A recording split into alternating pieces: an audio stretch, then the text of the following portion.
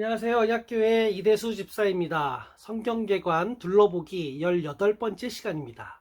오늘 살펴볼 성경은 욥기입니다.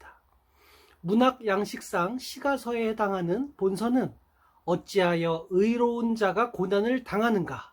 어찌하여 악인이 형통한가? 과연 하나님은 의로우신가? 하는 신정론적 문제에 대한 해답을 제시해주고 있습니다. 족장 시대로 추정되는 때에 동방의 의로운 부자 욥에게 닥친 고난, 욥을 위로하기 위해 찾아온 세 친구와 욥의 세 차례의 변론, 엘리후의 중재, 그리고 하나님의 계시를 통한 문제 해결의 순으로 이어지는 본서는 고대 세계의 보편적 세계관인 인과응보의 법칙을 초월하여 하나님의 섭리는 오묘하며 절대적으로 선하다는 사실을 보여줄 뿐만 아니라 하나님은 절대 주권자의 이 시기에 인간은 오직 그분 앞에 감사와 찬양을 돌리는 것뿐이라는 사실을 분명하게 교훈하고 있습니다. 본서의 히브리 제목은 이욥인데 본서 주인공인 욥의 이름을 따서 붙여진 것입니다. 히브리 성경의 헬라어 번역본인 70인역이나 라틴어 번역본인 벌게잇, 그리고 대다수의 영어 성경, 한글 성경의 제목 욥기는 히브리 성경의 제목에서 유래된 것입니다. 참고로 원문에서 이욥은 두 가지 어근을 갖는데, 첫째로 돌아오다 라는 뜻의 아람어 아바에서 파생된 것으로 볼 경우 회개하는 자, 둘째로 미워하다는 뜻의 히브리어 아예브에서 파생된 것으로 볼 경우 박해받는 자란 의미로 해석할 수 있습니다. 본서의 저자에 대해서는 견해가 아주 다양합니다.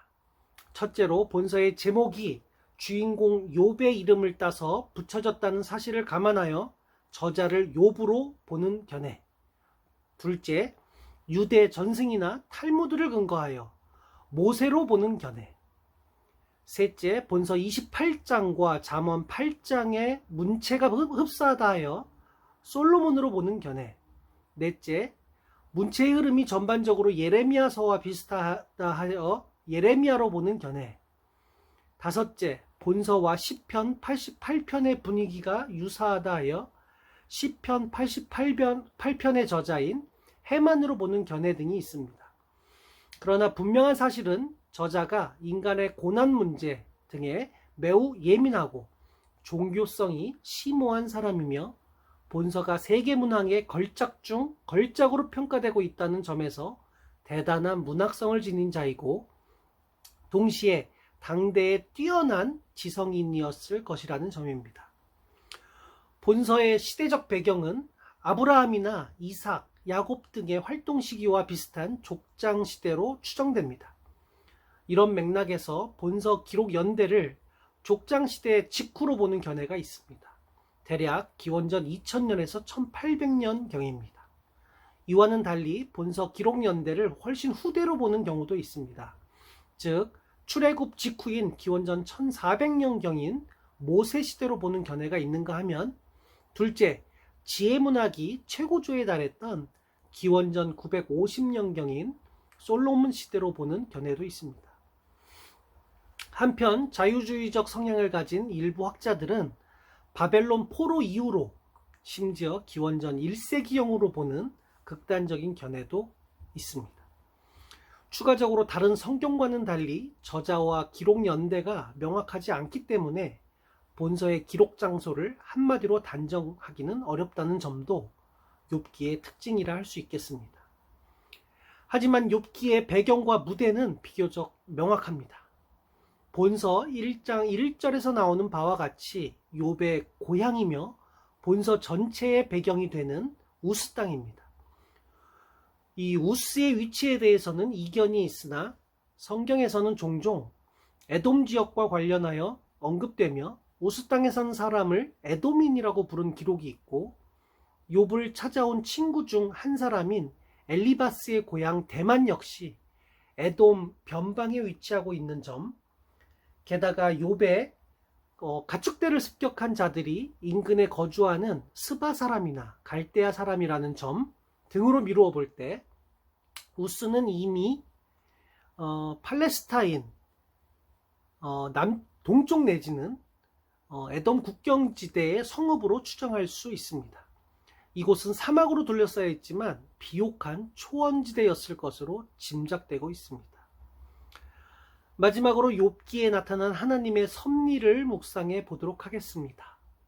고대인이나 본서의 주인공인 욥, 그리고 욥을 찾아온 세 친구를 막론하고 당시 사람들은 고난에는 반드시 그에 상응하는 이유가 있다는 인과응보적인 형벌관을 가지고 있었습니다.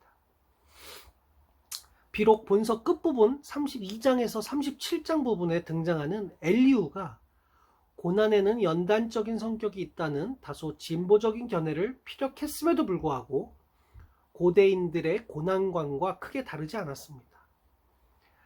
하지만 본서에는 고난의 원인이 무엇이며 왜 하나님께서 욥에게 고난을 내리셨는지 구체적으로 언급하지 않습니다.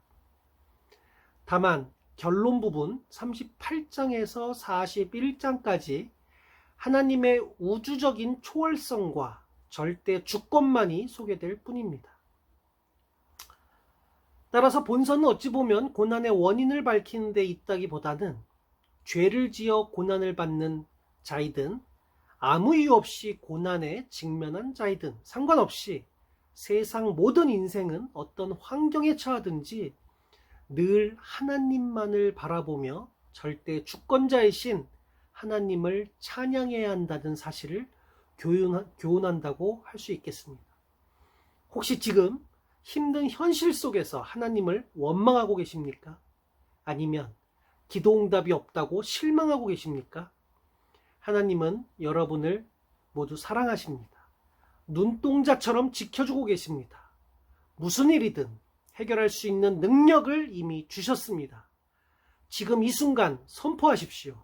나는 새로운 피조물이며 이미 세상을 이기고 다스리고 누릴 권세를 갖고 있습니다.